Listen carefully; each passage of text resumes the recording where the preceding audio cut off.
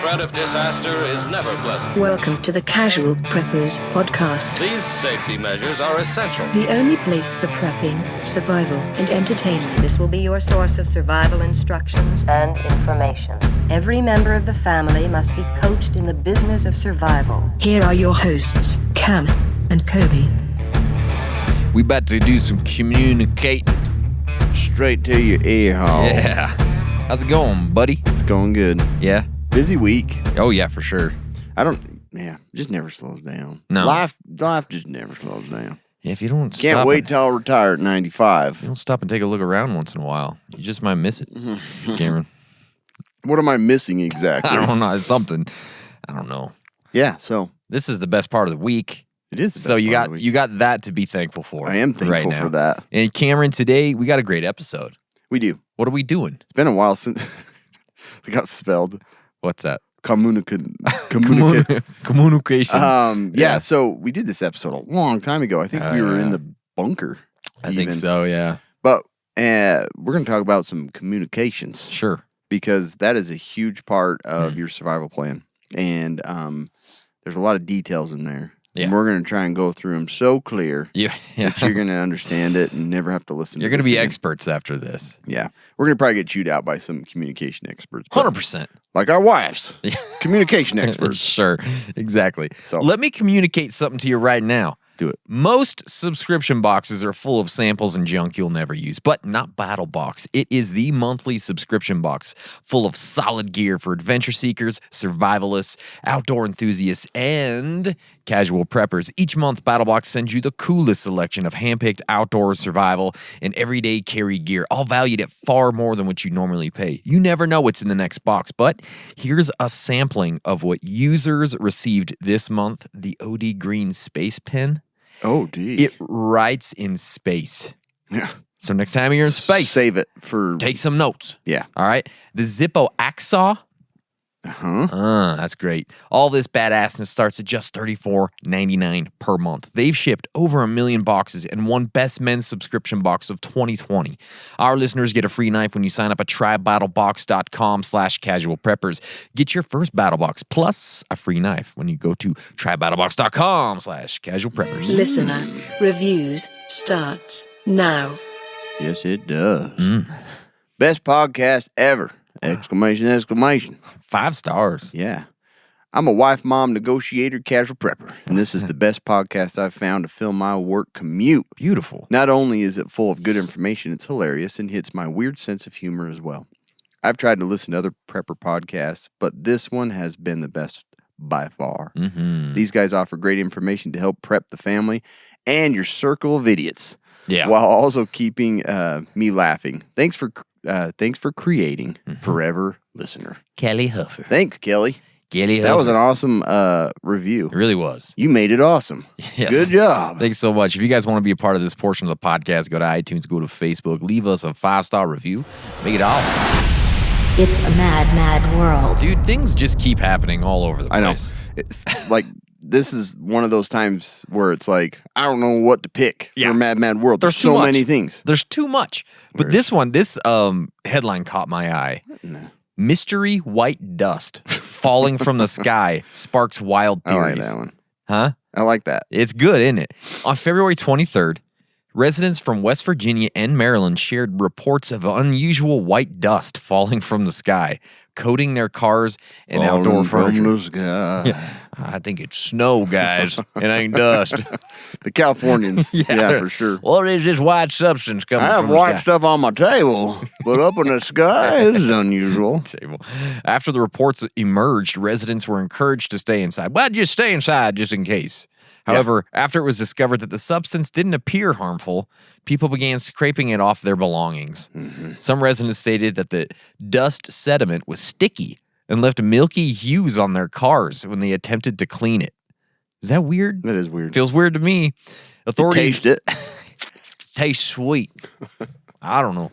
Authorities have since Tastes carried like out dirt. an investigation into the substance, but there have been no confirmed answers. Wow. And on TikTok, it's all over the place. Chemtrails got I know. down low. Many users thought the white powder might be due to a nearby dust storm that traveled into other areas. Good explanation. White dust, apparently. Dust from the that dust? yeah the Storm next door. desert Southwest. A very strong storm causing all the wintry weather across the northern U.S. Probably dust storm, although I don't think it's white. All that snow dried out. Got Just blown dry around. snow, you idiots. Okay. Some users made claims that small planes were flying over Maryland and dropping the powder. Of course. Yes, yes. That's the one. My friend in Maryland saw a small plane drop of white dust this morning. Something weird going on.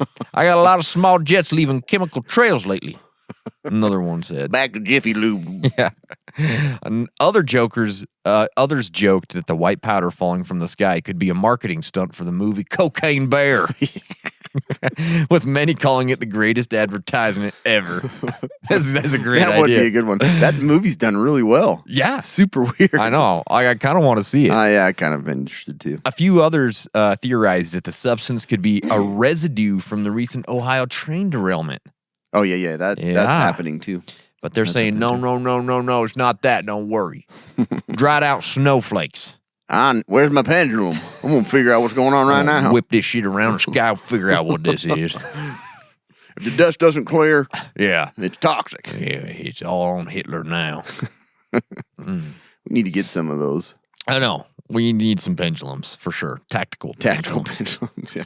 OD green pendulums that match my EDC kit. That would be awesome. You know, I have like a nice pen, nice wallet, a knife, and a pendulum. Big old fat pendulum Yeah. right there. Yeah, camouflage. It's a good idea. Mhm. Well, in other news, Okay, China is not very discreet about their plans. aren't they?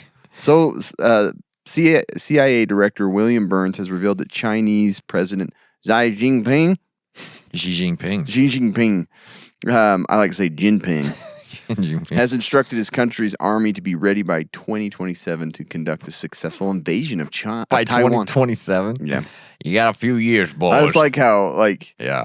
it seems pretty blunt and bold and out there. Start doing push-ups. It's gonna happen. Burns made the remark Thursday during an event at Georgetown University where he said he believes that Xi has been closely watching President Putin prolong the costly invasion of Ukraine. Beijing has been engaged in a tense territorial dispute with the island, which it claims is part of China. So they are. We've talked about that before. They seem to think they own all of that out there in the ocean. Yeah. And it's caused some close encounters, not those alien type. Different kinds. Speaking of, I just heard something. What? Speaking of alien, go off subject here. But anyways, I'll finish this up. 2027, watch out, we're going to war. Yeah, get because ready. Taiwan will be defended by the United States. And China just put it out there that they need to be ready. Great. But no, I had heard, have you heard the thing about Neil Armstrong? No, I don't think so. So Maybe. if it's just, is it Neil A. Armstrong? No. What is it? I don't know. Neil. So backwards, if it's just Neil A, Uh-huh. backwards is alien. Alien. That's crazy. Ooh, that is I haven't heard crazy. that. I saw it was funny. I saw on That's so ironic. on one of the local like Facebook weather groups or something. Somebody's like, I saw a UFO, and he was like taking video of it in Roosevelt. Oh, yeah. And he was like showing in the sky, and like there's these two lights, and then like he doesn't move; it stays right there the entire time. It was Venus, and Yeah, they're so bright right now. converged. Yeah. Yeah, and so they're like, They're it's very bright It's right an now. alien, and everybody's like, that's a freaking planet, you idiot! That's two planets, dummy. Like, come on, it's just pretty funny. Okay. So on that note, Yeah. tell me if you don't look a little bit more to try and spot something that looks like a UFO 100%. lately. I do 100%. All the time. Dude, yeah. If it's like cloudy and I can see like maybe Yeah. some image, I'm like, is something coming through the cloud? Yeah. I'm like ready to film everything. I know you got- all the time. I'm driving to work with my phone out, just like waiting I for am. something. I'm to like, please, this would be Yeah. freaking amazing. Man, I Yeah. figured you were too. Yeah, for sure. Absolutely. Anyways, My Gone youngest through daughter 6 got a subjects. telescope for Christmas. Oh, yeah. I can't wait to break it out. I need you to come show me how to use it. Oh, yeah. But oh yeah. can't wait to break it out when there's no like clouds. Jupiter's fun to look at because you Sure. can see their moons and Yeah. its moons. Mm-hmm. Yeah. Mm-hmm. Yeah. So let's talk about communications. Yeah, in a let's do it. prepper, like a plan. Like you got to have a whole freaking plan. Marriages run by them. Yes. and so does prepping. Prepping and marriages. So we're going to talk about Okay. it. they're super important, obviously. And I think we take for granted how easy it is to communicate with people at work, at home, and how easy it is to just send messages, check on your parents and things like that. Like, we have such a nice, convenient system that I don't think we think much past like that. Like, we can text on our phone and we can FaceTime and all that. There will be a time that you will lose that for a time, for who knows how long. But we really need to have a good communication plan in place where most of us rely on our cell phone as our primary, and we should. But once that's gone, like, what are you going to do next? I think all of my, when we were talking about testing our walkie-talkies, all of them are dead. Yeah. And, it's just like you don't use any other form of communication very often. No, so you it's don't. like you're so set on the cell phone that you need to have a really good plan in place, and that's what we're going to talk about. We did have a plan to test our radios last night. It did not work out. The communication was very bad. It was horrible between the two of us. That was me. But yeah, I have a tendency to just like get my phone as far away from me when I get home, and then it was just one of those nights. I'm so the opposite. Like, my phone is in my pocket 24/7. Mine usually is too, but lately I've just been like so sick of it.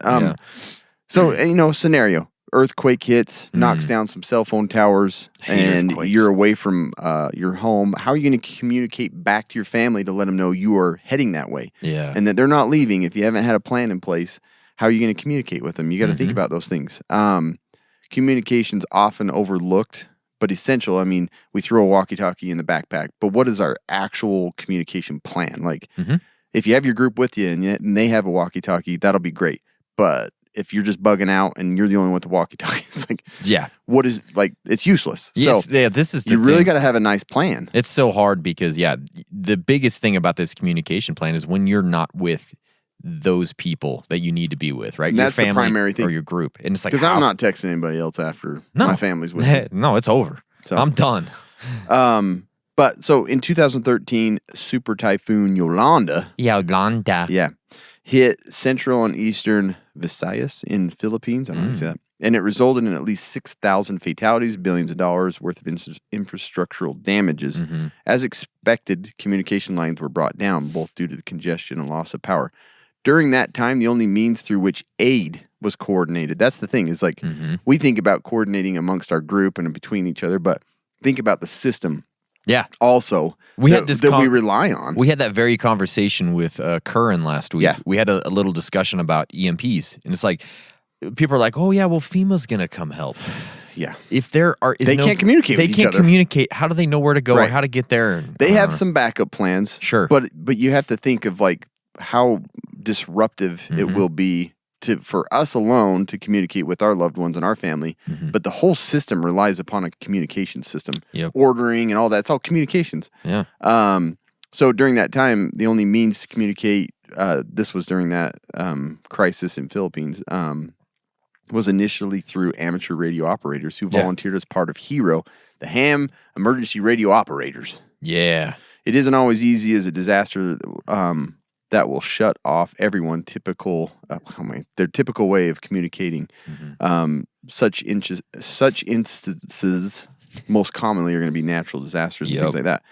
There's even and I tried to look up if this is true, but I've heard like in times of like where there could be a cell phone or an explosive, they may just shut off cell phone towers to prevent any cell phone signals to trigger. Never heard of that. I'm sure that's possible. I'd read that that's a possibility. But so basically, just what I'm saying here is don't expect your cell phone to be your only means of communication. You've got to have a plan beyond that plus some. And so that's what we're going to talk a little more about is like the before, after, during communications and then the different methods. Yeah. And so when we talk about that before, after, and during, before is where everything happens. Exactly. Like it really is like now. That's why we're doing this right now. Like this is the thing. Like going into a disaster without any of the before is not good.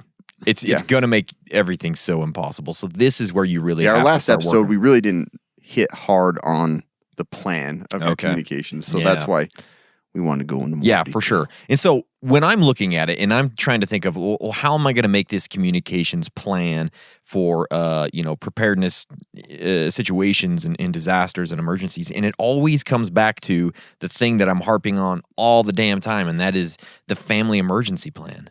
Because that really is communication. It is. It's part of your communication plan, right?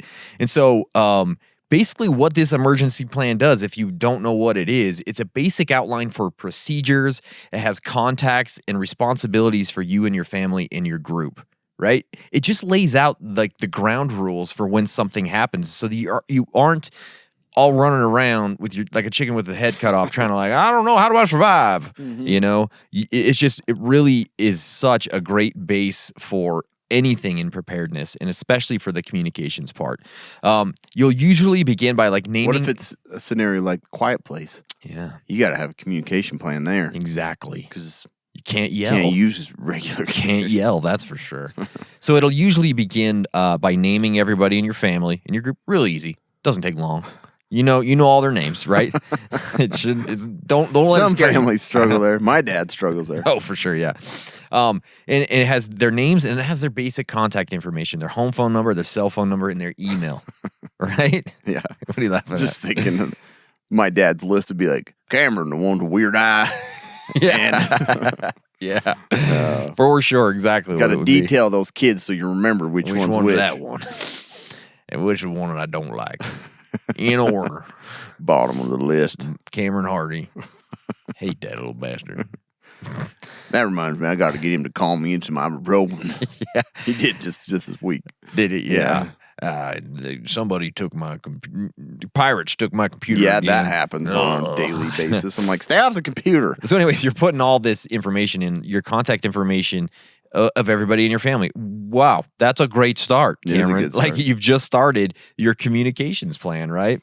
And it also you'll talk about plans of action in an emergency, and this is pretty much any emergency.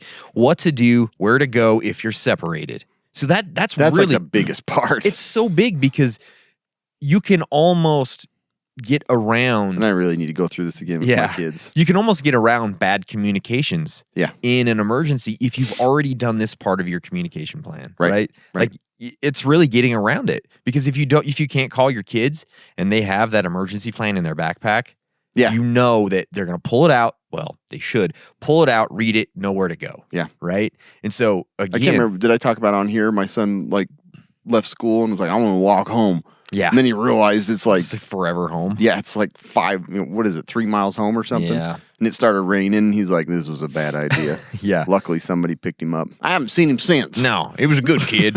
I'll miss him.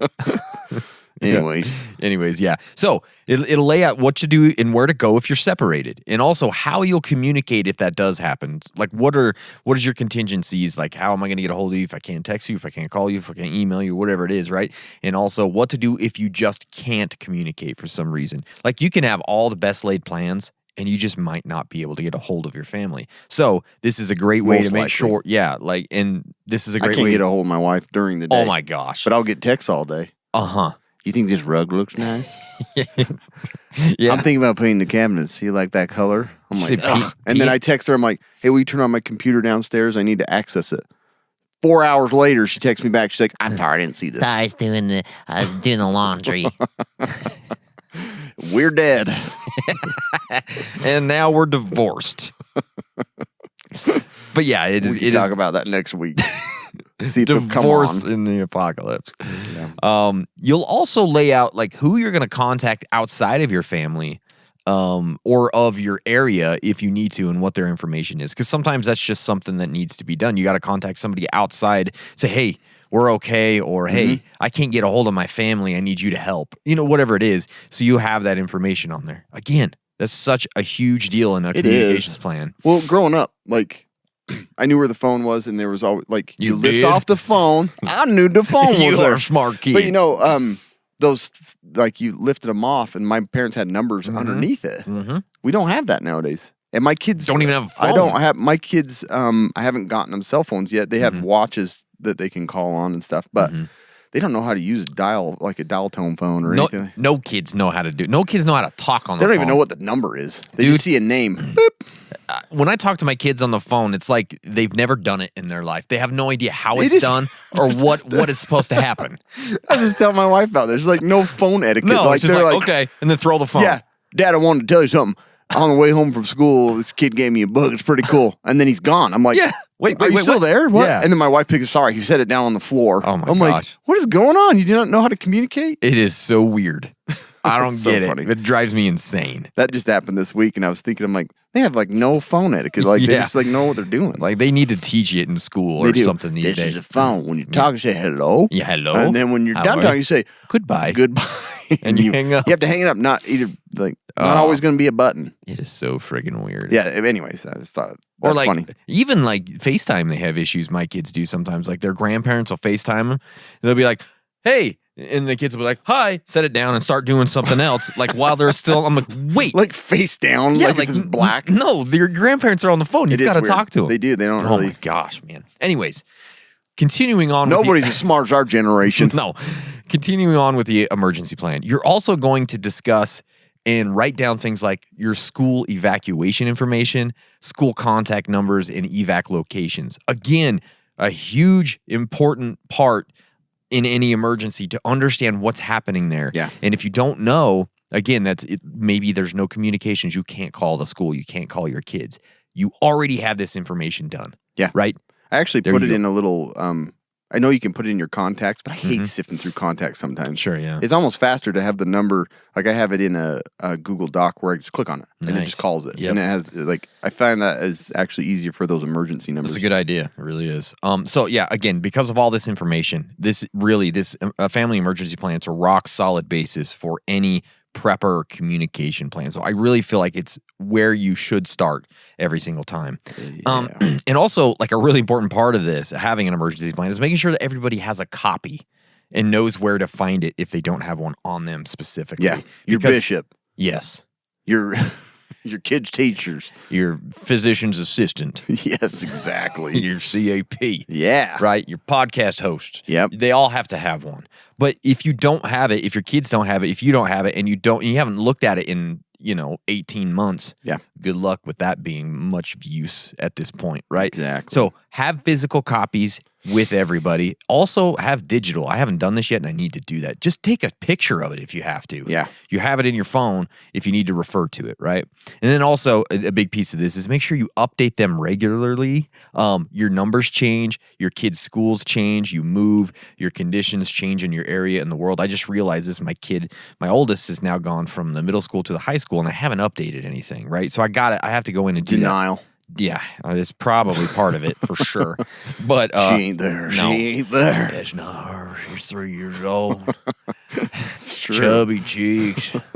Where'd they go? I miss that child. My little girl. Yeah, no, it's bad. But again, that just means that you need to update it at least once a year. Like that's got to be your minimum. And again, in this update process, even if much doesn't change, it gives you a chance to review it and understand what's there, right? So that is the very first piece that I believe you need to look at when you're looking at your communications plan. All right, For guys? sure. You guys are probably so sick of me talking about that, but it is what it No, is. this is a big part. Yeah. Okay. We found a really great article, and it discussed something called the PACE principle. Disgusting. Disgusting. It discussed the PACE principle, and I thought that was pretty interesting. And I did too. I think it went I along. hadn't seen that, and Yeah. It makes a lot of sense with what we're talking about today. So basically, in communication, as with any other protocol, you need to establish the PACE principle in order to achieve resiliency in communications. So this stands for primary, alternate, contingency, and emergency. So it doesn't simply refer to the channel frequency or deployment. It can apply to any platform you normally use. Rather, this is the logical order of precedence of usage, if that makes sense. So if you are establishing a communications plan with your family or your community or whatever it is, it could look something like this. So we start out with primary. That's the P in the PACE, Cameron. It ain't just salsa. Okay. Primary. that's what I thought too. When I saw Can be Facebook Conti. it's the communications channel you most commonly use. So their example here was like an online messenger group or something where it's like Messenger or Viber or Telegram or WhatsApp. I ain't used any of those. Me either. But it could be like I know like outside of the US, more people use messenger apps than actually SMS. That's why WhatsApp or whatever has been like the most popular. Yep. It's like worldwide. And most people use that outside the US. So that's kind of like your primary communications channel. And that's the one you're going to use right off the bat. And if it doesn't work, then you move down. You go to your alternate. That's the A in PACE.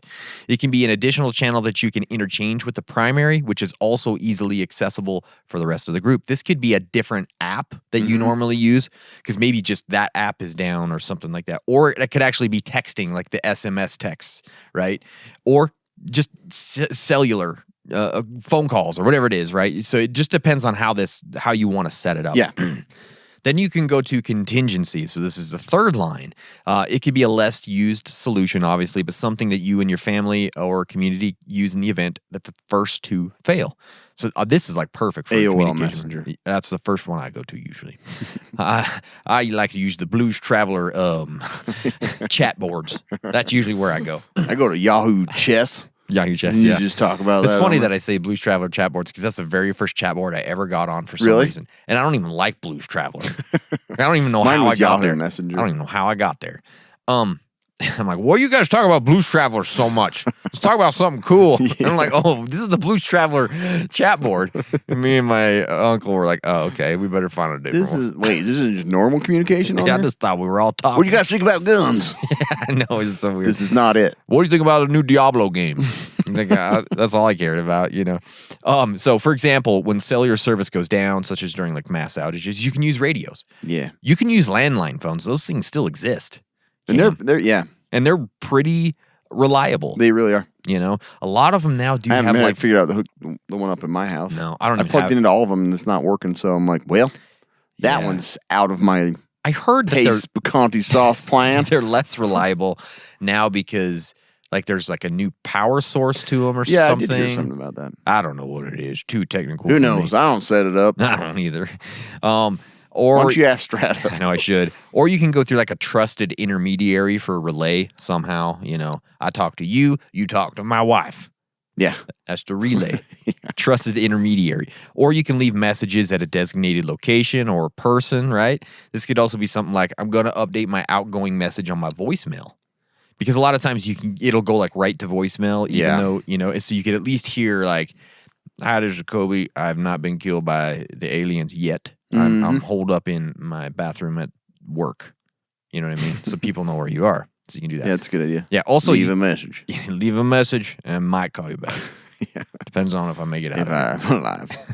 Also, you can utilize social media. That's really another way you can go, right? Yeah. And it's helpful at times. So just today, I just thought I'd throw this in here. We had a patient that the urgent care called and they're like, CT showed an abscess like in the mastoid bone. We need to get a hold of them. And I was like, okay, I took the information. I could not it just went to voicemail each time.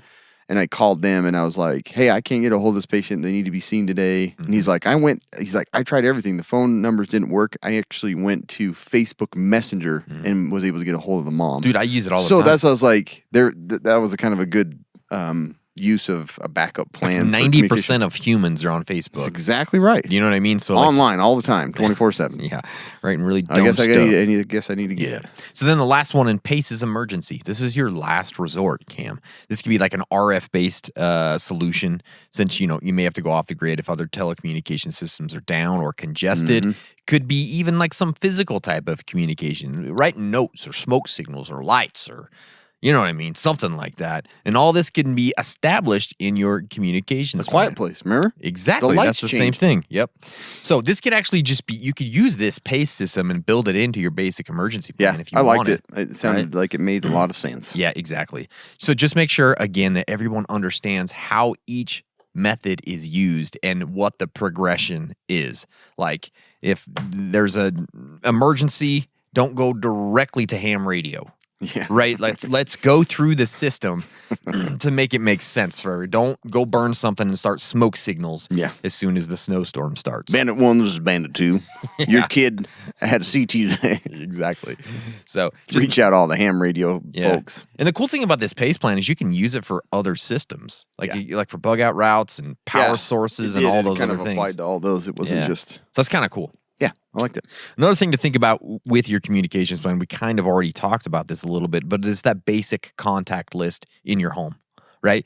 It's like for everyday emergency type situations, like the medical, the doctors, the hospitals, the clinics, schools, any other local contacts that make sense, family and friends. Electric and utility companies are actually pretty important at times, right? For sure. Poison control. That is an important one. Called them before. Vets, if you have to, special emergencies and medications, out of town contacts, all those things. Why not have a list at your house where everybody can get a hold of that stuff? Yeah. Super important. Okay. Be detailed, Cam. Don't be vague in these plans, okay? Remember, with all this stuff, you need to lay out exact details. Like, what channel are you going to use? You can't just say, we're going to get on the two-ways. Exactly. There's a bunch of channels on there. You don't know who's reading this list. Yeah. Might be your 10-year-old. For sure, Just trying yeah. to sort through it all. Like, they don't know what channel to go to, so it should say, two-way radios, channel 1. This, you know what I mean? Okay, so that's really easy for somebody to look at and understand. What frequencies, what broadcast times, if that's applicable. We'll talk about some of that kind of stuff later too, and just make sure you understand how to use each piece of gear. It's like I have that ham radio at the house. It's useless. Yeah, it's just taking up space in my room because I don't know how to use it. One day, maybe. Yeah. Another thing you need to consider is like you have to prepare this now. You have to get the gear that is necessary beforehand. You know, if you don't have an emergency radio before the earthquake hits, you can't go out afterwards and get one. Like, I better get an emergency radio. This thing could get bad, right? Yep. Get it beforehand. You're not going to be able to run to Walmart and pick it up when Walmart is into a deep crevasse in the earth. Okay, so just think about that. You think about what you need beforehand. It's covered in white powder. What is We this? don't know what that is. It's just sugar, probably. Another thing you can think of is trigger points or trigger events. This is kind of an interesting thing. So, again, your plan is so crucial in setting up Now trigger. we're talking triggers. Yeah, 5, 5, It's 6. about time. I'm going to take them off from the 2-time speed because I want to listen to this part. Oh, now they're actually saying something I want to hear. Don't hear trigger. All right. Yeah, I'm getting my Pulls money's off worth. onto the shoulder, turns it to Puts on 1-time his speed. plate carrier and his sunglasses and helmet. That's about time. Yeah, get out a couple extra magazines. These guys have a lot of garbage to talk about, but here we go. Now I'm getting my money's worth finally. So, setting up trigger points can be a great way to stay ahead of communications in some ways. And this is really almost kind of like your emergency plan. So, for example, if the school is evacuated, who's going to go pick up the kids? Yeah. Right? So, when you leave that stuff to at the time, we'll figure it out, is not a great idea, because what if, again, your methods of communication are no good? You can't call, you can't text, you can't email, you can't smoke signal out, whatever it is. Right. So who's going to go, and what's the plan afterwards? Again, that's a trigger point. So you find out the kids are evacuated, you know that you go get the kids, the wife stays at home, or whatever it is, right? You just got to do that. If They all come home and you're not there because you're both trying to go you're get both them. trying to go, yeah. So if all communication methods fail, what's your plan? Do you all try and meet somewhere specific? Do you all just stay where you're at and shelter in place? That's another trigger point. Like, none of my communication methods are working. What's my next move? Everybody in the family knows what that is, right? So again, there's a million different options here, and each can be a part of your pre-planning to make your life easier during these events. And these types of things, it'll just make it less stressful, and actually makes your communications less important in certain situations, because you've already figured out what's going to be done. So, anyways, think about some trigger points and some it's a good idea. Trigger. Well, that was unexciting. Not at all what I thought. And then go shoot some people with a gun real quick. There we go. Yeah. Russians and Japanese and Chinese. If you can't hear me, I'm going to fire 5 times in the air with a 9mm only you understand. that? Yeah, exactly. Applications on your phone, Cam. Apps. Yes. Mm-hmm. So important. Even though your phone, again, it's not going to be perfect in every disaster. But what do we have with us all the time? We have our phone. We do. We use it all the time for pretty much everything. And using emergency apps as part of your pre-planning it's so important. Yeah. So a lot crucial. of people are like, don't plan on that. And Yeah. they just ignore the fact that we have amazing technology. That will work. Just use it. You have it on you. Everybody has it on them. 95% of the time, this thing's going to be great. Exactly. 5% of the time, it's not, and that's what we plan for. But And use you have it. a Samsung. I'm sorry. Exactly. I'm sorry, you've got an Android phone. One day you'll get something better. Yes. Hurt a little bit, but it is what it is. Got, So using apps like your local emergency management office uses your FEMA app, even weather alert apps, they should be part of your communications plan. For sure. Right? Because getting alerts. they're so useful, yeah. Yeah. I get them all the time, I do man. too. So many weather alerts and Yeah. stuff like that. So again, that is actually communication. Getting those alerts sure. is part of this plan. Whatever became of that company that had a really good plan. I don't know. It was a really cool app. It was a great idea, Cool but app. they fell apart, I guess. It did. Backup power. This phone, again, it's worth dick if it doesn't have battery power. You can't do anything with it if it's dead. It's true. Even your emergency radio, the same thing. If it's dead, you can't use it. It's not useful to you. Your ham radio, useless. So have backup power plans for each of these devices, whether it's a USB power bank, whether it's a way to power your ham radio or your other devices. That has to be part of your plan. I think Cam's going to talk about this again a little bit Just a later, little, yeah. but That's pretty much it. It's part of your communications plan is making sure that stuff works. And the very last thing I'm going to say is test your plan, you guys. You have to try the radios. You have to test the apps. You have to practice this plan. Without understanding if it works or not, you're just sort of flying blind anyways. So Seriously. Mm-hmm. All right. Well, thanks for the podcast, Kobe. yeah, Hey, you can find us on Dude, YouTube. That was you can find so us on long. Instagram. I was like, oh, I'm gonna No, be- that's good. That part was super important and probably the part that people will be the most awake for. Mm-hmm. So I'm glad you got it. Now, during disaster, you can check out now if you want. Yeah, go take a nap. I'm going to start talking for a bit. So during the disaster, the biggest thing people are going to do is they're going to try and call. And that it's understandable. I mean, you're wanting to reach out to your loved ones, tell them where you are and things like that. A short phone call attempt is not a bad thing, but don't hog up the line and don't expect to be able to call. Yeah. Like they recommend that you try and do messages because this is actually a little controversial. Some people are like messages are actually less reliable.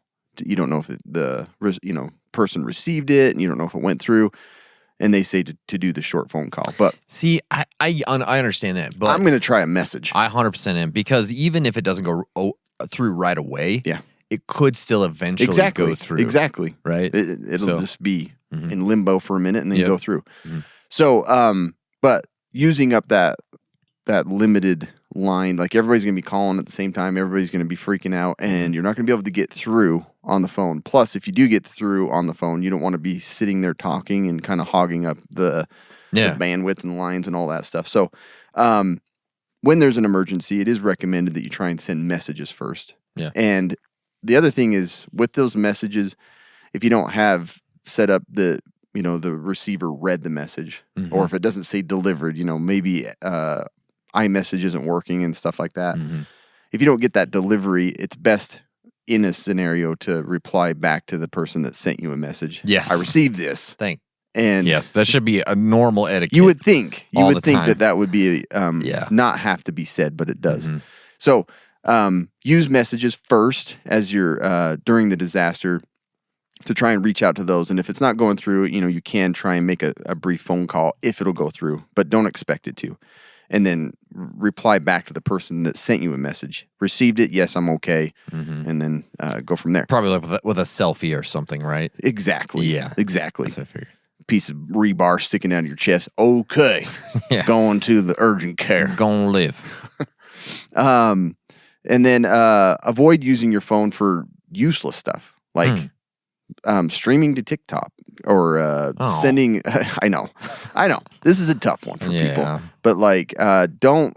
Like during an emergency, you don't want to be using FaceTime as your primary communication because it ties up a lot of data for people and they're trying to send messages. Don't download games. Don't watch movies. I know that's hard because you're be like my trying to last kill chance. space. Yeah. Who You're knows? trying to kill space. You're trying to kill some time. Yeah. And you're trying to entertain your kids. And I understand that. But just think about it that the bandwidth that you're using is affecting other people's ability to communicate. I get that, but That's I think what if I guess it depends on the situation. The thing is, like in Turkey, did you see a lot of people were like posting to TikTok that were trapped in those buildings? That may have been the only way that they knew how to communicate. And I understand that. I don't know how else to get this out other than try and get some good views on TikTok. I know. and it's a dud video, and it's like, well, I guess I'd die. 2 likes. Yeah. Son of a bitch. Gosh dang it! One of you two call the police. Come Yeah. on. But yeah, so I don't know, whatever. But just try not to use those things Sure. for non-emergent use. Sure. Don't post how your hair looks during the apocalypse Yeah. on the message. Bad There is- hair don't care. So you can actually, did you know you can text 911? And some places have Oh, yeah, I did the actually ability to do yeah. that. Some don't, and you should get a response right back if it doesn't work. That'd be me, dude. This I isn't like, set up here. I don't like making phone calls to anybody. Me too. I would Same here. text them. It's like, I'm almost dead. What should I Lost do? my arm. I'm at this location. Liver They'll has try and shut call me, and down. I'll just keep blocking it. No, don't call. I'm okay.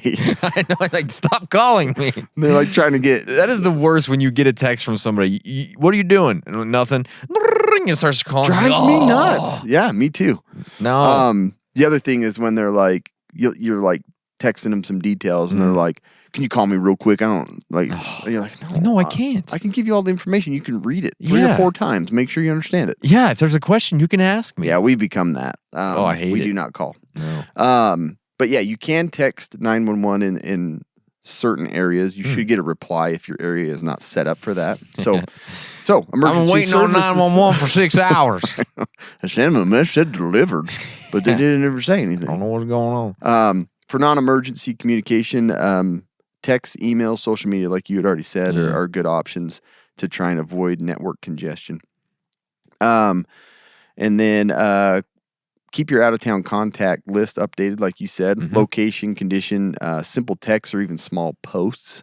That's something simple that you can do to kind of give people Facebook- an update of what's going on with you. during emergencies. Status has dead. Yeah, Facebook has like that feature, like marked safe from whatever. And Oh, really? It's like a meme now. Usually, Oh, but really? Marked safe from transgender. Blah blah blah. You know, they use that now, but like they Okay. do have like marked safe from earthquake or whatever. And, that's and cool. you can say I'm okay. See, yeah, something as simple know. as that, just to kind of free up the cellular network so people can still communicate. Marked safe from aliens. Primarily, like, communication is going to be coming through emergency services, so For try sure. not to hog it up. Yeah. Okay? And then conserve your cell phone battery. Try and reduce the brightness screen. Turn it on airplane mode when you're not using it. You can go to like a 3G Does that mean you data. just throw it? Huh? You just throw it? What do I mean? Airplane mode? Yes. Yeah. You're just trying to save some power, Colby, okay? Just saying that. It's an Because that- airplane. yeah. Now you get it? Dad joke. Yeah. But that's still going to be the primary way everybody's going to try and communicate with you. Yeah.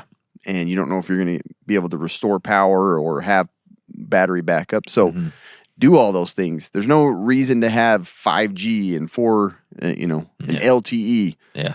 I'm going to want it. For sure. So save it. But you can turn down those modes to save a ton of battery power Yeah. when all you're wanting it for is some texts and brief phone calls. Yeah, So I anyways, that's just kind of like during the events and stuff of things you can do.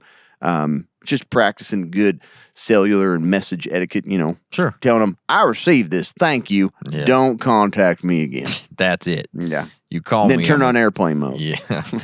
So let's talk about after a disaster. And this one's kind of like the stuff that we have here is more extreme on this side. Because obviously, after a disaster, usually in most situations, everything just comes back up and it all comes back. But what if it gets gone for a bad? long day. It's gone for a long, long time, and you have to develop some other methods of communication because the normal stuff just isn't there anymore.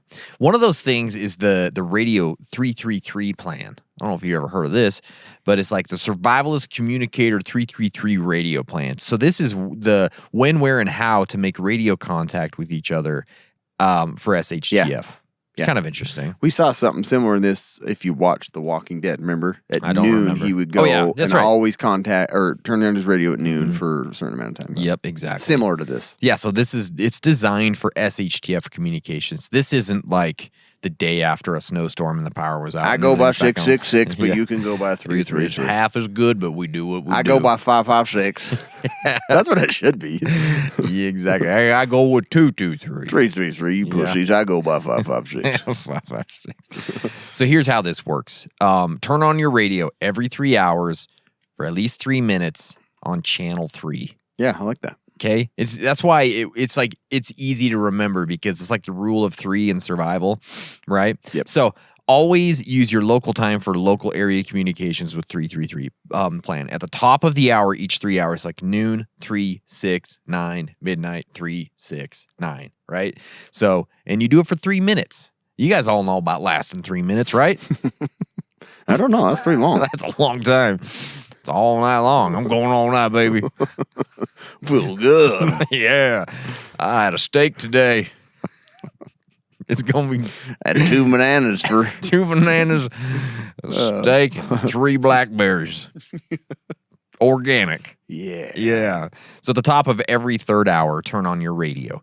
Even if you don't need to make a call yourself, always turn on the radio and listen for calls for at least 3 minutes.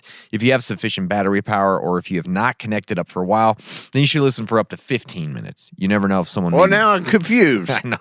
You know, 3 or 15 or whatever, it doesn't matter. So this is just like, just in case. If you have a lot of battery power and it's not a problem, then you can listen for up to 15 minutes to help. Got it. Because sometimes accurate timekeeping isn't great after an event, right? Everybody's watches are a little bit different. So if you can, with your group, synchronize your watches, right? Okay. Do like that Back to the Future thing. They're perfectly synchronized, just a minute off. Just 1 minute off. Yeah. Yeah. So synchronize That's true. your watch with other radio operators whenever possible. If you doubt your watch accuracy, compensate by keeping your radio turned on for a longer duration, before or after every third hour. If you don't have a watch, you're a loser. But get a watch. But try Stare at the sun for 3 minutes. yeah, try listening to an AM. Most people can only stare directly into the sun for 3 minutes So at if a you can time. tolerate that, you know. You know it ain't quite 3 minutes. Try listening to an AM broadcast radio station because they always identify their call letters at the top of each hour. Yeah. Oh, okay. But if you're using this method, I can't imagine that the AM station's still rolling. Maybe it is, though. Probably. Who knows? So channel 3 is like CB3, FRS3, MERS3, right? CB, FRS, and MERS are most common types of radios used by survivalists and preppers. If your group has different designated channels, obviously use those, okay? Okay. You don't have to use this. Gotcha. So here's a few features of why this is great. It's easy for everyone to remember the rule of 3, right? It conserves precious battery life for your walkie-talkies, gets everyone on the air at the same time, and it sets a schedule of 8 times per day to call each other. Avoids impractical hour schedules that can be burdensome in real life scenarios. Like you don't want to be doing Certain towns is going I to know. everybody talking at once. Is Is anybody there? Is anybody there? Is anybody there? Is anybody there? Change it to 556. Yeah, so it enables the use of short transmissions for optimum success and security. 3 hours between contacts is enough time to rest in a survival situation, I guess. I guess that's enough time if 3 hours is good. This one kind of makes sense. A person can walk 8 miles in 3 hours, the practical distance limit of a handheld radio over average terrain. See? Yeah. Something. So Something there. maybe your 333 ain't good enough. Maybe. Maybe it's just you don't know what to do, so you're going to do the sun-based I knew radio it. plan. I told you. Yeah. Stare in the sun. 3 minutes, 3 times a day for 3 weeks. Yeah, with 3 eyes. Okay. An alternate, if you don't have clocks or timekeeping handy, is the sun-based radio plan. Gotcha. Yeah, it goes off the sun. We all have the same one. There's not different suns. No, there's Cameron. not a This different is- one. this is- So you start with sunrise. The contact interval for sunrise starts slightly before the sun peaks above the horizon. So you got to anticipate that. Gotcha. Just be watching that horizon. Okay. As soon as right before it comes up, and it continues to your best estimate of 1 hour after it has risen completely. Okay, so you just Got got to estimate that. Got it. Just figure it out. Start practicing now. I am going Start to. practicing like your hour interval estimation. I'm going to start and I'm going to stop an hour later and see how close I got. Yeah. That's a great training It is a exercise. really good one. Okay. You just walk in, your wife walks in and you're just sitting on the bed staring at the ceiling. What are you doing? I just calculating the interval of time of the sun passing over. Just doing a little practicing. You never know. And now, what time is it? Speaking of 3 minutes, Yes. what are you doing right now? You got 3 minutes? And then you got noon. The contact interval for local sun noon starts when it is observed that the sun is highest in the sky. It's your local sun noon time. Welcome to your local sun noon time. A small stick stuck in the ground straight up will have the shortest shadow at this time of day. Yep. dangle anything in the sun, it's going to be the shortest Shaft's shot. real small right now. Yeah. Babe, it's just noon. That's the problem. It happens. It happens. All right? It's not I've me. been It's- staring at the sun all day. Give me a break. I can't see. I assume it's smaller. I assume it's small, yeah. And then sunset. Yeah. The contact interval for sunset starts just before the sun starts to set. It continues to your best estimate for an hour And I after. bet you about an hour left. Let's call somebody. Yeah, let's get her done. That's a good one. I'm That's- going to practice that one this You week. should. You 100% should. Yeah. Yeah. Speaking of practicing, how much have you practiced cybercrime prevention? 0. Yeah. Well, Need to do some more. there's a way you can do it Okay. at your own comfort and in your own home with your own cell phone, your communication Your own device. son. Yeah. Yeah. So we can all protect ourselves from cybercrime online threats by getting Surfshark. It is a virtual private network that can protect you and all of your devices during communication blackout and all kinds of other stuff. For sure. You can go gray man online, shield all your information. You can go to weird websites if you want and block your IP. That's what you want to do. You don't have to worry about malware, phishing, obnoxious, and often unsafe ads and emails. Don't worry about that bad This click. email is not safe. I actually ain't clicked it, honey. I ain't looking that up. That was a phishing But email. don't worry, Surfshark's got me protected. Yeah. But the thing I like the most about Surfshark is one subscription will cover all of your devices that go on the internet. It's not limited to 2 or 3 or 5. I got more than that. It can go forever. Yeah. And the other cool thing is you can actually connect to IP address or a server in the Turkey. UK and watch some soccer matches. That's what Turkey. I do. Turkey. Yeah, Turkey. If you want this, Yeah. you can go to surfshark.com, use casual preppers for 83% off 24 months plus 3 extra months for free. Music to my ears. 27 months for less than $60. You can't beat it. Can't You can't do beat it. It's like $2.21 a month. I don't know. Do the calculation yourself. Yeah. But go and get it. And if you don't even know how to use it, you want to just try it out, you get 30 days money back guarantee. That's beautiful. Yeah, it's a great thing. I use it, especially if you're traveling and getting on public Wi-Fi. You're going to want something like I this. like that. There you go. So let's yeah. move on to the different methods and the different gear that you can use for communication. Yeah, right. I like So let's start right at the tippy top of the pyramid: cellular and landline. We're gonna put that in there too, right? Yeah, well- So cell is obviously it's your first method of communication every time. You got text, you got apps, you got Your calls. grandparents been doing it. Yeah. Parents been doing it. And you've been doing it. Yeah, everybody. So the problem is it's just not always reliable, especially in those emergency situations like we talked about. So Right. your landline can kind of be your more reliable, and it doesn't get clogged like the cell towers do. You know. So, anyways, cell, landline, probably your first 2 that you want to try. Yeah, super basic stuff, but it's what you're going to have probably near you in any event. So going to radios, not single channel, not just receiver radios, but actually trans receivers, because that's the world we live in now. Of course. Trans receivers. Non-binary Yeah, radios. exactly. They allow for two-way communication via handheld vehicle or base radios. So the types, GMRS, which is General Mobile Radio Service. And then you've got FRS, Family Radio Service. That's so nice. That's just And I then like that. MURS, which I'm not going to really talk much about. It's just kind of a shortwave radio, but it's a two-way. So they both use FM radio. FRS is what you most commonly see in Walmart and most like hunting places. Like they're the basic walkie-talkies that you can get and use on the spot. You can Okay. pick it up and talk to the cashier if you want. I'd love to do The that. FRS radios are simple to use. You don't have to have a license. Everybody's probably used one. Even you can pick up baby receivers if you want. Those are weird. Every once in a while you hear baby crying on the channel. That's creepy. I don't like this. Yeah. So many of them will say 15 to 20 mile range. Realistically, They're all 200 lying. feet. They're all lying. Yeah. We Seriously. we have like a mile between our Yeah, houses. and that, like, honestly, expect, and this is from several websites, expect like 1 mile tops. Yeah. 2 maybe. But when you have a really open area without a lot of interference, you can probably get 5 miles or so. Yeah. But that means no mountains, no hills, no trees, no people. Basically not even planet Earth. The moon. Yeah. If you're on the moon would probably do it. you can get 15 to 20 miles. So don't expect to get a lot of range with this. But they're simple to use, and you can pick them up, and they're cheap, and you can try a bunch of different ones, and there you go. Easy peasy. GMRS radio. It does require a license to operate, but this is arguably the best radio service for preppers. I know you're going to freak out because you've always heard that ham is the best thing to do. But the reason for this being probably the best radio service for everybody is, one, it's inexpensive. Two, one license, and your whole family can use. And you don't have to take a test or anything, You right? don't have to take a test. You just go on purchase the and license. register, basically. You're registering your walkie-talkie. They're easy to use.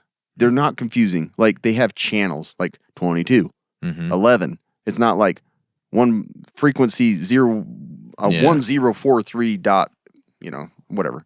So, yes, ham radio is incredibly strong and probably end of the world type of communication for most people. Well, not for most people, but for the hardcore. Yeah. But GMRS radio is probably the best like handheld device besides a cell phone. Kind of like all around. Yeah, because they're stronger. The reason the difference between FRS besides having a license is they can actually operate at a higher wattage. So they can go anywhere from 5 to 50 watts. Some communication freaks gonna lose their mind with me talking about this. But so with more power, you can extend your range and clarity. So I actually have some GMRS radios that we got from Redivus. Oh yeah, that's right. And locally, my kids have used them illegally, if you were wondering, because I haven't registered mine. But it's a little more clear, and you can tell that it has just a stronger signal. Yeah. But the thing is, anybody that found a GMRS radio could pick it up and use it. Yeah, it's not like that's with ham radio. You're not going to have that. No. There's not that many people that use ham radio. It's like an That's alien why artifact. This is arguably the best radio service for most people. Like it. The antennas can be modified. That's the other thing is you can have an antenna on top of your house, and you can just, if you have a certain type, like not all of them, you can take the antenna off, but you could, and you can just plug it in. Then you've got a way bigger antenna, which is cool. Yeah. How big's your And antenna? then it's huge. Yeah. Big old antenna up there.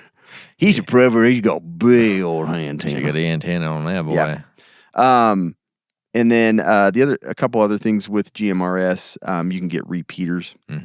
Sometimes they're already set up in your town, and you can look that up. But that'll give you, instead of GMRS kind of operates about the same 1 to 2 miles, but obstruction, houses, buildings, trees and stuff are going to lower the transmission rate. Trump flags. Yeah, exactly. They're getting away.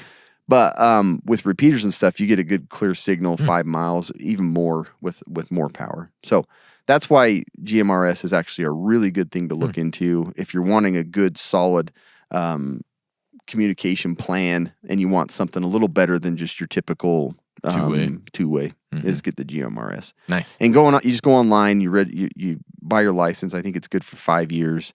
I think I looked at it and it wasn't very much. I don't know. Don't get me wrong. It's something like $35, which is something like that. Nice. But like I said, if you have that license, your family can operate those without getting in trouble. And the other thing is, he's looking it up. Yeah, I was going to look at the other thing is $35. Is it 35? Man, I nailed it. Yeah. It's been a while since I looked. But that's the thing is like during an SHTF, people can just pick them up and use them. And they don't have to learn all the jargon and stuff and confusing stuff with ham radios. So that is your 2 ways. And the other thing, if you're looking at the GMRS and you want to use it with a repeater, you got to make sure there's simplex radios and then there's duplex. Duplex are the ones you want if you want to use for an extended range with a repeater. So okay, those are just little details. You'll have to look them up yourself, but if you want a backup plan to your cell phone, most of us already have walkie-talkies, but if you really want to get a better, stronger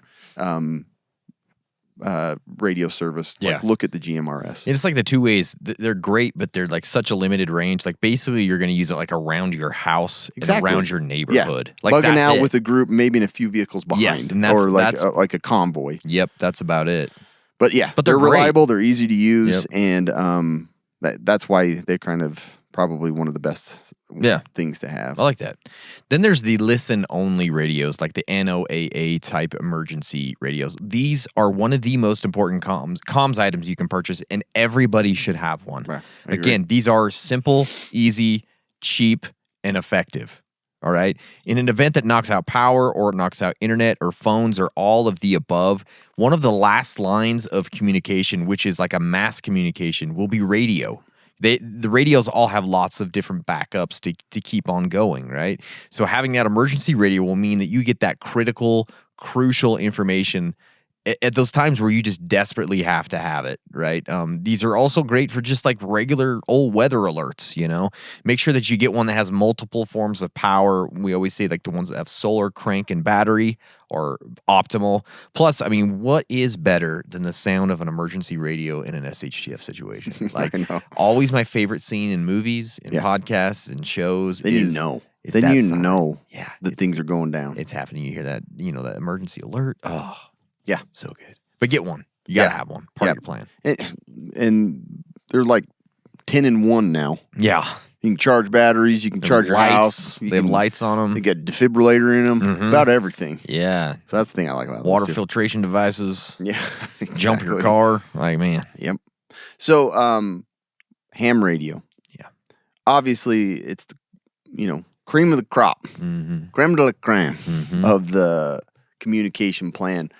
But the vast majority do not have license. They don't have education in how to use these. So that's where they really get hung up. They're great, and I would love to get my license just so I can like figure it out. But it's probably never going to happen. I'll be honest with you. Yeah, probably not. Just hard to find the time to study. And I heard the test. I mean, you have to go over the test questions pretty heavily because it's not the easiest thing to do. And so you have to dedicate time. And that's the hardest part for anybody. It's just finding the time to do it. So, but ham radios, they have a lot bigger range depending on your license. There's a technician license, there's the general class license, and then the amateur extra license. That's like master class. That's like mage level of for sure. But most will get the technician license. That's pretty much all you need. And that allows you to operate amateur radio frequencies above 30 megahertz, allowing these licenses the ability to communicate locally and most often with North America. So if you want to talk with another prepper, check on different cities, this is the way to go. Nice. But it involves a lot of time, investment, money, equipment. And the other thing with ham radios, the limitations are they typically require more power. And with more power comes more responsibility to have backup power. Yep. And I don't know about you, but using my power to communicate with other people when I'm with my family, pretty low on the list. Yeah. You know what I mean? Yeah. It's like I'm not going to be using 1,500 megahertz to whatever to communicate with somebody in Canada. Yeah. I'm just I let guess somebody else do that. It very much depends on the situation. Exactly. Right? Like if you've You got would to love get to. information for some reason, like and it's pertinent to survival, then that's fantastic. And like I read earlier on that Typhoon, that's what they were communicating on was with ham radio. So very useful if you have the time and you're super interested. But for most, the GMRS radio is going to be your best plan. So I like that. Then you can go down to the CB radio. Man, this is like all the truckers using it, right? Heck yeah. Use it all the time. I used to use it all the time. I used to be a pilot car driver for big oversized loads. I was a pro on that CB. Yeah. All Are right. police scanners CB or are they no, or do they just use a regular? because you just receive the Is that signals just on a the scanner. regular- Yeah, I don't know. So these are very easy to use, very easy to set up. You don't need a license. They're cheap. They're mobile. And it's a direct line of communication to what's happening on the road, but pretty much in your proximity, right? The range is, again, limited to a couple of miles. You have a limited spectrum of like 40 channels, and so as with walkie-talkies, just know that everybody's listening. Yeah, exactly. Like you can just get on the channel and listen to what's going on. You get on channel. That's the other thing I didn't mention with ham radios. Yeah. It's a lot more secure. You get on channel 19. Private. You're just going to hear every trucker in the area talking about everything that's happening. You're going to blush. You're going to be blushing. Don't let your kids or your wife hear. Right. All right. It's not a good thing. But CB is another great way to keep, short distance communications going in those types of situations. Exactly. Yeah. So this is big dog expense. It is. Get a yeah. satellite phone. Look like Brad Pitt on World War Z. You can sit on a boat in the middle of nowhere and talk with, you know, the who you can talk to. Who? That too. Satellite phones will work when mobile phones are down because the satellite's up in the air, you know, unless the there's satellite's an down. alien invasion. They might have taken those out. Yeah. But they're super expensive, and there's a lot of things with it. You got to have a subscription plan and a limited amount of time to use.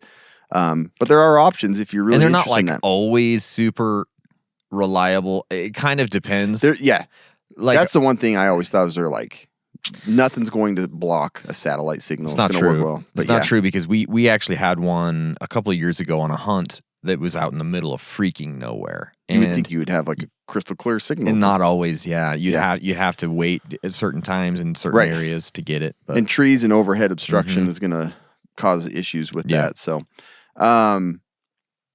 so great for rural areas. But the other thing that you can do, this is a lot more affordable and probably more in line with what we were talking about of having a messaging service. There are satellite messengers that you can get. You can send an SOS message and two-way communication via the text type message. yeah, we've gotten a couple of those from BattleBox. We have. I haven't Yeah. set mine up. My brother, I talked to because he got one because he's been doing more trail, like exploring and stuff like that. A lot of hiking, and he said, I think he has a Garmin, and he said he's never had a failed message between he and his wife.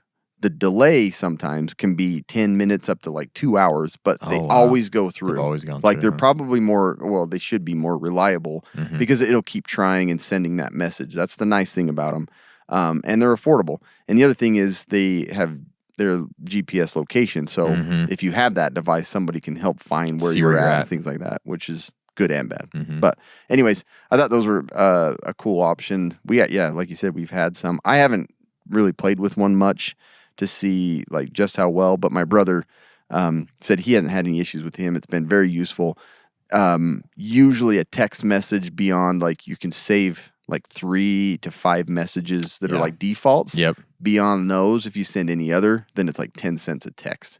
So certain people, that'll be like $1 billion at the end of the day. Oh yeah, So- for sure. But anyways, cool option. Yeah. That's a really good one to look into as a backup plan. Yeah. The next one is it's a little more complicated and it's cool, but it's just kind of a lot of work to make work. And that's like the mesh systems. Yeah. Right. And we've talked They about make this. a lot of sense, They do. They make a ton of sense. but I have not had any reliable. No, and you have to just really be on the ball, on the spot, and have a great I think you have to have like Network. 35,000 nodes. to make it really useful. So basically, even if you have no cell, no towers, all that stuff, you can have a mesh system that uses like all these different nodes that you can send a message between the nodes and it hops through them and it gets Right. back to you, hopefully. And it's a private network and you can use an app to relay different messages and you can broadcast wide to anyone that's actually connected to that network if Yeah. you wanted. And there's systems like the most popular one is usually Gotenna, and there's other ones. I can't think of the other ones that are out There was there. like I can't remember. There's either. several. But it's another way that you can communicate. Yeah. I think when it could stuff's work down. really well, but you're going to have to invest. Yeah, you have to invest a lot of money in them. for sure. And the other thing is the annoying thing, like every other app, is it requires like a subscription. Yep. I hate that crap. I do too. Like I understand, but if you buy the device, it's like give me I a know. break. I'm not going to pay for your freaking Yeah. app service You too. get $20 a month or whatever yeah, it is. and you may never use it. So, Yep. now just go to back to the Stone Age. Okay. Signs, signals, smoke, Yeah. whatever. You mentioned these. But really, like having a backup plan to notify another group or someone you have a bug out plan with, maybe it's just, tying a small purple, ribbon A ribbon. for, as long as it's not October, Yeah. Yeah. you tie, or you're going to have a little signal that only you guys recognize, a little drawing. Right. Like probably a dirty, just kidding. A dirty drawing. Drawing, a little naughty drawing, and be like, they're up here. I know it. They're there. But it's kind of helpful if you guys are, let's say things are super bad and it's deep into the apocalypse, the most boring part of any apocalyptic scenario. Yep. Maybe you're scavenging and stuff like that. You can mark places. So if like a group is spreading out and, doing whatever, then you have a signal that you can all see and know, oh, we've already been there. Yeah, and like you talked about, like the Or quiet place. somebody that's trying to like find their way to your bug out location that you've only given them like what the sign or signal looks like so that they know how to find you. Those are like prehistoric ways, but they're a good thing to have and maybe go over with your family or something just in case you get separated and everything is just not working. That's going to work. And there's like different kind of codes and things that you could use that actually could be. We talked about useful. even doing like FEMA like markings and markings, stuff of like so. But even within your family, like if your kids like say, hey, if I ever send somebody to get you, they better say tippy toe. Yeah, that's a great. Or I they're never not thought about that. You know, they're gonna say tippy toe. Yeah. And if they say that, then you know it's real. If they Yeah. don't say tippy toe, then you tippy toe out of there. I don't know why I said tippy toe. Tippy toe's a great Yeah, one. I don't know. I'm using that now. I think it was like from a Seinfeld episode. Tippy toe. Yeah. But yeah, so these are like the real basic but easy to do backup communication plans Yeah. for family and stuff, just to kind of help communicate without using voice and text and technology. Well, and Cam had a video the other day of his son using a machine that was using Morse code. Yeah, I actually want to get one just to kind of mess around with, but it's kind of cool because it'll interpret. Yeah. That's hard to learn. Oh, it's not easy. I mean, The beeps and the spaces are hard to like detect which one was beep. Like if you don't do it very often. You don't do it, yeah. I think like it's simple. Yeah. It's not easy, but it's simple. Yeah, Right? it definitely And so, isn't easy. So it's something Morse code, you could use it in a lot of different situations. It's not going to be like, you know, the phones go down, so you start Morse code right away. But it could be something that could be useful in a long-term situation, or, you know, people use it like you're on video and you're doing it with your fingers or something, right? We've all seen that kind of stuff. But it's another thing to look at as part of your communications plan if you feel like it's needed. Tried and true. Tried and true. It's been using for a long time. Yeah. You know? I saw this video. It was actually on like a talk show where they had a challenge between two older guys that knew Morse code to translate and send a message. And then they had two younger like kids texting. Oh, and the Morse code like spanked them. Really? They're so fast with it. Yeah. Oh my They're like, gosh. beep, beep, beep, beep, beep, beep, and they're like, and they could totally write it down and everything. I was like, That's insane. Wow. So- That's cool. if you get real good. Yeah. You can beat And go on kids talk texting. show. Yeah. Go see Ellen. Exactly. So, and Kobe mentioned this before, all of these devices that we use, FRS, GMRS, ham radio, they all require power, especially your cell phone. So you've got to have a backup plan for your power. We talk about, this is a huge part of mine, is like I like having battery backups for several things, mainly for charging phones, but also for entertainment. But all of these are going to need power. So you got to have some kind of plan to keep them charged, to keep them functioning. Yeah. Whether that be a solar generator, solar powered battery storage, or just a portable battery, things like that, so that you can keep the juices flowing and the communications flowing is important. It really is. Ham radio requires a bit more. That's what I was saying. You've got to have a good, probably more of like a bigger range of power source, like charging powering your house, like a generator. Yeah. If you're going to keep doing ham radio, somebody's going to squeak. It's going to be pissed about that. But It is what it is. The last thing I wanted to talk about is a scenario that we discuss quite frequently, and again, we just had this discussion with Curran over there at BattleBox, is an EMP. And if an EMP happens, it really disrupts any sort of communications plan, like any of them. And so it is something you have to consider as part of your plan, and maybe you find a way to mitigate some of the issues that could come up with an EMP. So you might use some Faraday bags to safeguard your equipment, or Faraday cages. There's a lot of different ways, but it's something you should consider as part of your plan and to look up and figure out, because it could really disrupt any sort of plan. yeah, So just consider it. yeah, Okay. you That's have it. to. If Yeah, you're a you have to. prepper, you have to always have have to. EMP in the back of your mind. But that's it, you guys. That is the Prepper Communications Plan. Sexy. Sexy. 333, 556. 556, 223, all the above. Oh, yeah, 223 is a good one. Yeah, all of the above. But before we move on, guys, today's podcast is brought to you by TacPack, the only monthly tactical subscription box with useful, professional-grade stuff inside. Use our code CASUALPREPPERS. You're going to get a free $70 machine-made part from Next Level Armament. Go to TacPack.com. Use that code CASUALPREPPERS. preppers. Okay. We don't have any necessarily reviews, but we did want to say thank you to Exter for sending out some wallets. And oh my gosh, I'm excited about these wallets. Cool. They are very cool, and we're going to do some videos on them coming up soon. I don't know why I like wallets so much, but it's like a thing that excites me as part of like EDC kits and stuff. So we're excited to check out these Exter wallets and look forward to some videos on those For sure. pretty soon. It's time for the quick and dirty medical tip. So super quick here. Yeah. When you're looking at suture kits and things like that, like there's a lot of different, the suture practice kits are good. They have some good tools and stuff like that. But